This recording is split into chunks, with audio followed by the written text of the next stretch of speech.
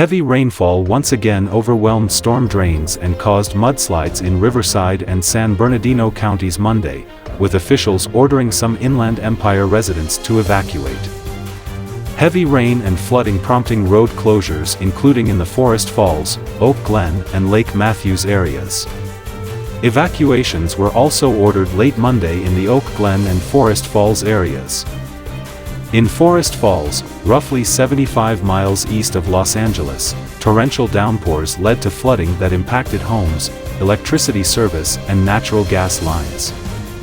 Fire crews were searching for potential victims and assessing structural damage. Elsewhere across the area, heavy rain flooded the 210 freeway in San Bernardino. All westbound lanes were closed for several hours but have since been reopened. Nearby side streets were also flooded. Several drivers became stranded in the area of State Street and University Parkway, but no major injuries were reported. Additionally, both of Cal State San Bernardino's campuses were shut down Monday because of extensive flood damage to multiple buildings. The university expects to reopen Tuesday.